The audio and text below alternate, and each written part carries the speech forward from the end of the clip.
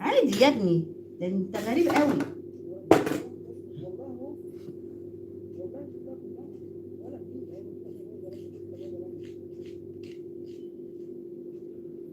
مش بخاف، اما انت مش بتخاف في ايه؟ انت شايف يعني الناس معانا كتير؟ ده احنا غلابه، احنا التلاتة مش لاقيين حد يقعد معانا. احنا الاربعه. احنا رجاله قوي، ايوه ما انا عارف. يبقى روح سبح ومسي عند عظم، اهو جنبك.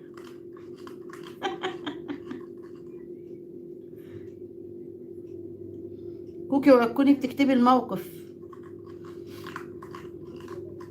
حاسه انك بتكتبيه. ما تعرفوش؟ ماشي، احسن. انا كنت بخرج بقى من جنبي، من الحاره، يعني اخلص الحاره واخش شمال كده على شارع السوق بقى، اجيب حاجتي كلها لحد ما اخرج لحد الصحه وارجع تاني. انزل الصبح بالليل، في اي مكان في اي وقت. لا هو بره عند المنشيه، بره يا عم، في اول المنشيه من بره. شكله خطر؟ لا بالعكس، هو مش خطر خالص، ده غلبان وزمانه عجز خلاص، بقاله كام سنه اهو.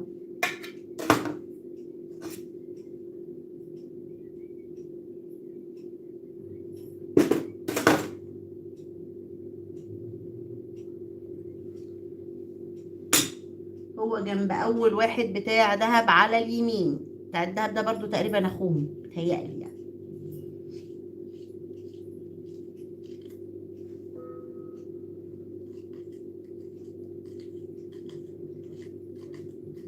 امم هو لسه بتاع الرومي في الشارع؟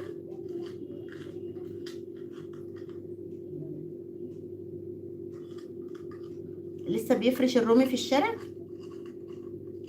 الله يرحمك يا ايوه، انا قلت بتكتبي القصه. ما كناش نعرف، وكنا بندور على جبنه موتزاريلا مش لاقيين. ما خدناش بالنا انهم بيبيعوا كده، والناس عماله تبص لنا وتنبيط بالكلام واحنا مستغربين.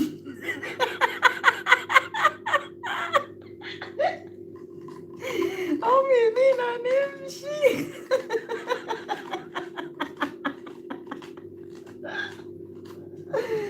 هو اللي ما يعرفش بيروح عندهم عادي.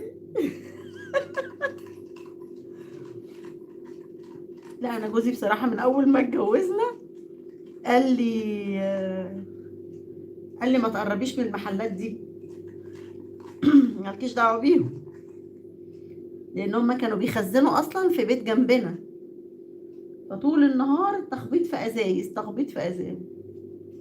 انا على فكره قلت يا عمر ومش لازم نفسر بقى، ده انت تنح. ابعت لي رساله كده على الخاص وانا هكتبها لك.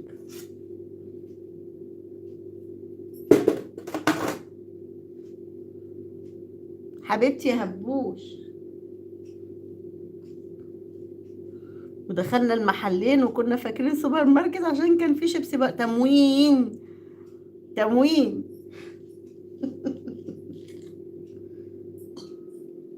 بتاع المنكرات اللي بتشرب يا عم. ده وانتوا كبار ولا وانتوا صغيرين يا كوكي؟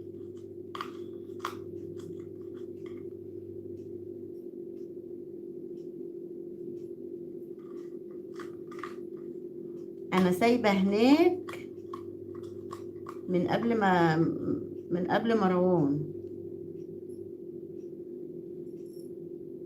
ومروان عنده كام سنه؟ 15 16 16 ونص كده.